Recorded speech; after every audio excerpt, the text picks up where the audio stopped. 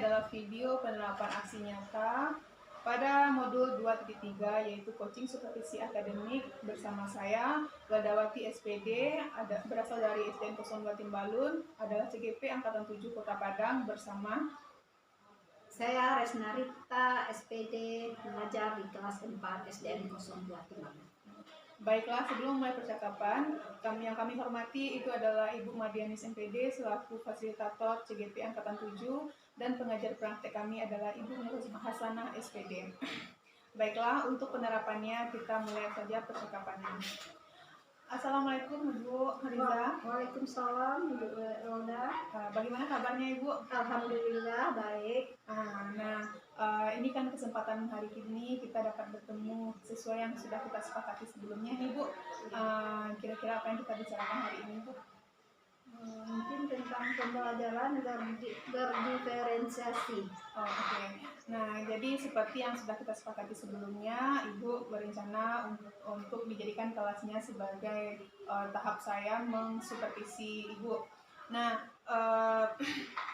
pada hari ini pada kegiatan adalah kegiatan praobservasi ya Bu ya. Ya. Nah, kalau boleh tahu nih tujuan apa yang nantinya akan kita bahas hari ini yang dapat kita capai Bu?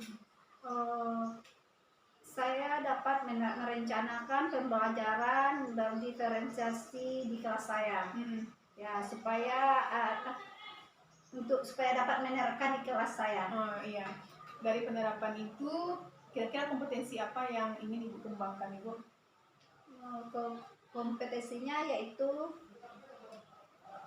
tentang berdiferensiasi. Iya, pembelajaran berdiferensiasi. Jadi Ibu lebih fokusnya kepada bagaimana bentuk pembelajaran berdiferensiasi dan penyajiannya di kelas. Iya. Baik Ibu. Nah, untuk materinya sendiri bisa Ibu ceritakan materi apa yang Ibu ambil nanti pada kegiatan supervisi nanti? Saya akan mengajar kurikulum merdeka di kelas 4. Jadi saya mengambilnya yaitu tentang gotong royong. Jadi materi PKN ya Bu ya? Materi PKN 4 yaitu materi tentang gotong royong. Baik Ibu. Nah, untuk tujuan pembelajarannya sendiri, kira-kira apa yang ingin Ibu harapkan yang dapat kita capai bersama anak didik kita? Tujuan pembelajaran supaya tercapainya yaitu anak siswa dapat menjelaskan apa itu pengertian gotong royong. Nah, siswa juga dapat menjelaskan manfaat-manfaat gotong royong dan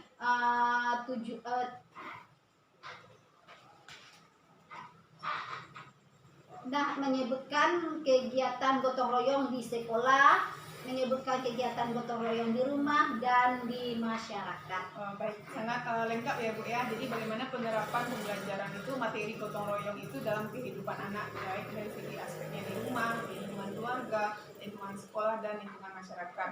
Nah, untuk tujuan pembelajarannya sendiri nih Bu yang sudah Ibu ceritakan itu untuk tujuan pembelajaran. Nah, indikator keberhasilan yang diharapkan oleh anak kita itu bagaimana Bu yang bisa kita lihat? Strategi yang saya kalau jika tujuan pembelajaran itu sudah tercapai, apa yang akan bisa Ibu nilai atau Ibu amati ketika pembelajaran itu berhasil pada anak? Kita amati dalam segi nanti ada LKS. LKS-nya. Nanti di LKS itu kita amati bagaimana apakah anak itu sudah dapat tentang pembelajaran hari ini. Nah, nanti kita juga akan membagikan soal-soal. Berarti dari segi kognitifnya anak itu bisa menguasai materi gotong royong tersebut. Seperti tujuannya tadi bisa menjelaskan pengertiannya ya. Pengertian gotong royong, manfaat gotong royong. Nah, dari sini juga strategi saya juga menggunakan yel-yel. Untuk pembelajaran berdiferensiasi. Nah, untuk rancangan pembelajaran yang Ibu buat tadi, nah strateginya tadi sudah Ibu katakan bahwa Ibu juga menggunakan yel-yel. Selain yel-yel, kira-kira apa yang bisa? Menggunakan video pembelajaran yaitu melalui Infocus. Akan diputarkan pada Nah, nanti diadakan diskusi kelompok, kita bentuk anak menjadi beberapa kelompok. Nah, setelah itu kita berikan LKS untuk pekerjaan kelompoknya. Nah, setelah selesai nanti anak salah satu perwakilan per kelompok membacakan ke depan hasil diskusinya. Berarti itu adalah bagaimana rancangan atau strategi Ibu menjelaskan materi gotong royong ini kepada siswa. Ya. Nah, Dari strategi yang udah Ibu sampaikan itu, apakah semuanya sudah dipersiapkan Ibu? Oh, sudah, saya sudah mempersiapkan, contohnya mencari video, setelah itu membuat RPP, membuat membuat yel-yel dan LKS untuk anak. Oke, dari jabaran Ibu tadi itu sangat menarik ya Ibu.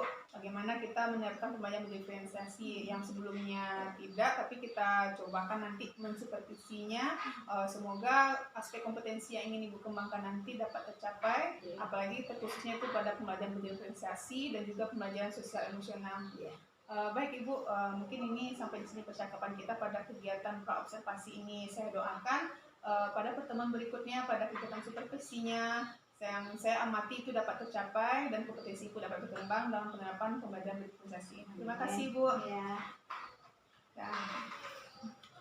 Demikianlah percakapan praobservasi kami pada kegiatan supervisi yang akan kami lakukan pada pertemuan berikutnya. Demikian yang dapat saya sampaikan. Wabillahi taufiq wal hidayah. Wassalamualaikum warahmatullahi wabarakatuh.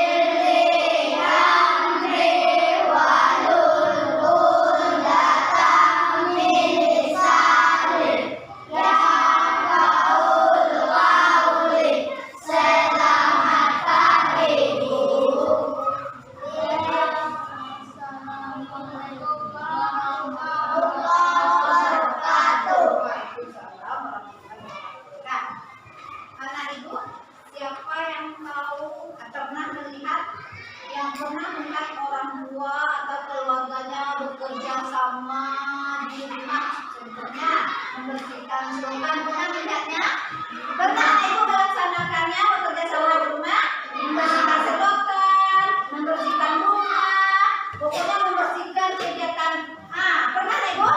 Nah, itu apa yang disebut apa itu? Gotong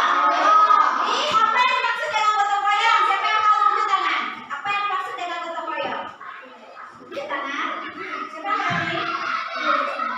Nah, siapa yang berani tepuk tangan? Apa itu yang disebut gotong royong? Nah, apa nak? Pintar, hebat. Tepuk salut untuk Satria. Tepuk salut. Salut untuk Satria.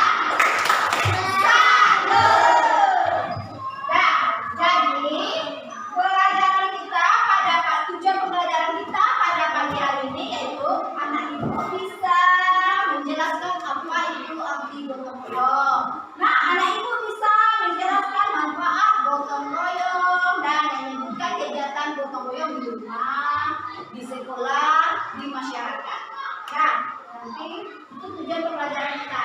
Nah, sekarang ibu ada sebuah video tentang gotong royong. Karena keadaan lampu kita mati, jadi fokus kita tidak nyala, ibu tayangkan saja di laptop. Nah, anak ibu harus semuanya memperhatikan video ibu di laptop. Bisa memperhatikan? Bisa. Nah, perhatikan videonya tentang gotong royong.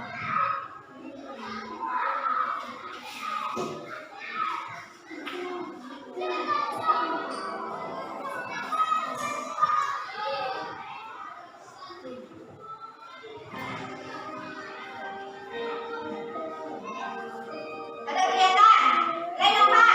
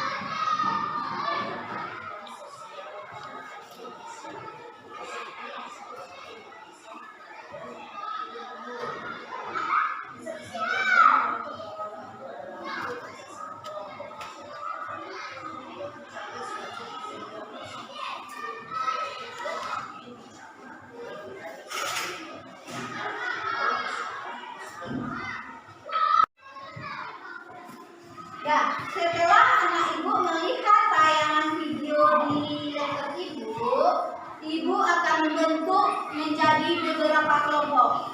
Sudah tahu kelompoknya? Nah, ibu akan membagikan LKS, lembar kerja siswa, ke kelompok. Capek-capek, lihat saya capek sih.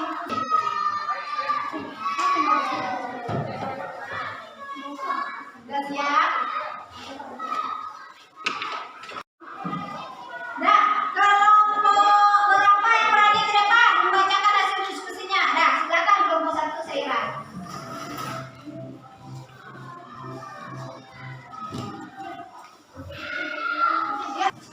Yang lain perhatikan temannya kelompok 1 membacakan hasil diskusinya. Bisa memperhatikan? Nah, silakan kelompok 1.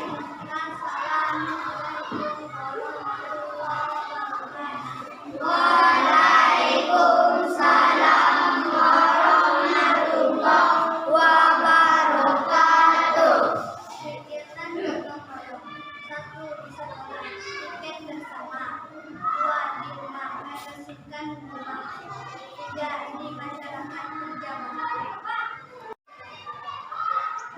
Nah, siapa yang bisa menyimpulkan pembelajaran kita pada siang hari ini? Nah, silakan Saira. Ya, pintar, itu tentang gotong royong. Siapa lagi?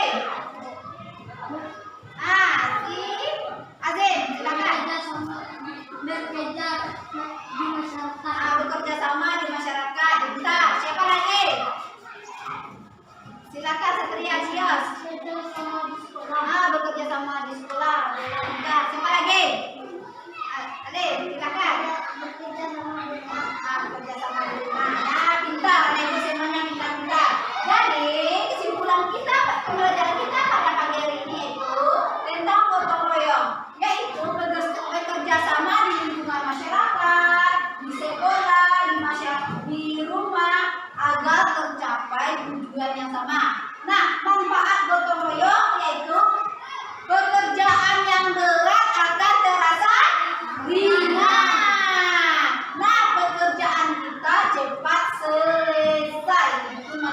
gotong royong.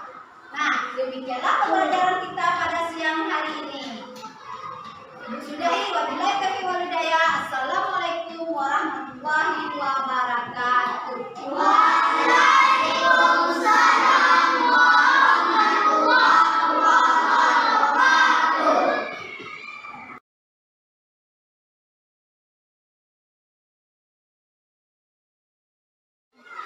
Assalamualaikum warahmatullahi wabarakatuh.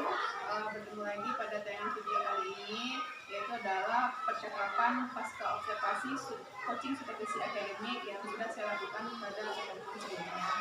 Perkenalkan, saya sebagai CGP Angkatan Tinggi Kota Padang, pegawai SPD, dan sebagai coaching atau guru yang saya supervisi sebelumnya adalah guru kelas 4. Perkenalkan, nama saya Resna Rita, guru kelas 4 SDN 02. Nah, seterusnya kepada ibu pengajar praktik kami yang bernama Ibu Muhammad MPD yang berperan pada kesempatan kali ini sebagai pengajar saya dalam melaksanakan percakapan pasca observasi. Selamat siang Bu, kita mulai dulu. Lanjut. Baik, Ibu Ida, ini adalah percakapan pasca observasi setelah keluarga melihat Ibu melakukan pembelajaran atau pada saat supervisi kemarin. Nah, baik Bu, bagaimana perasaan setelah disupervisi bersama saya pada pertemuan sebelumnya? Perasaannya saya merasa senang karena saya belajar cara pembelajaran diferensiasi sesuai dengan kebutuhan murid. Nah, saya juga merasa grogi karena ada CCTV. Jadi agak grogi. Iya Bu. Nah, sebelumnya kan pada praobservasi kita sudah merancang pembelajaran, kemudian Ibu juga sudah menyampaikan capaian atau apa tujuan pembelajaran yang dicapai atau fungsi apa yang akan dicapai oleh anak kita. Apakah menurut Ibu itu sudah tercapai pada pelaksanaan pembelajaran itu rasanya? Nah, rasanya menurut saya alhamdulillah sudah tercapai karena pembelajaran itu sudah sesuai dengan RPP yang dirancang. Saya melihat anak-anak juga tertarik karena di situ saya menayangkan video. Ya, itu menggunakan video pembelajaran. Ya. Tapi kemarin ada kendala juga ya Bu ya. Kendalanya karena mati lampu Bu, jadi fokusnya tidak jadi nyala karena lampu mati. Jadi anak cuma melihat video lewat laptop aja. Tapi anak sangat antusias Ya, dengan video. ya. Kemudian ada waktu itu Ibu juga memulai pembelajaran menyemangati siswa untuk motivasi ya Ibu itu dengan pemberian yel-yel waktu itu. Iya. Jadi anak menjadi lebih semangat ya Ibu ya. Iya. Jadi kompetensi itu untuk supervisi itu mungkin sudah tim saya itu sudah tercapai, beberapa item yang sudah diamati itu sudah nampak sebenarnya Ibu. Cuman karena kendala tersebut juga mudah-mudahan untuk pertemuan berikutnya itu bisa diperbaiki dan lebih baik lagi. Jadi berdasarkan pengalaman Ibu yang sudah mengalami yang saya supervisi tentang bagaimana pembelajaran berdifferensiasi itu, apakah potensi yang ingin Ibu kembangkan untuk ke depannya Ibu? Saya ingin menerapkan lagi tentang pembelajaran berdifferensiasi ini, dan untuk itu saya akan belajar tentang IT. Akan menggali bagaimana caranya supaya anak menarik pembelajaran Ya, itu cukup sangat bagus juga Ibu. Jadi selamat juga Ibu karena Ibu sudah mau membantu kami dalam melaksanakan tugas, dan Ibu juga sudah menerapkan pembelajaran berdifferensiasi di kelasnya. Semoga ini juga bisa dikeluarkan untuk kelas-kelas lain. Baiklah, demikian yang dapat kami lakukan pada percakapan pasca observasi ini. Salah dan jangan mohon maaf Ibu. Wabillahi taufiq wal hidayah. Wassalamualaikum warahmatullahi wabarakatuh.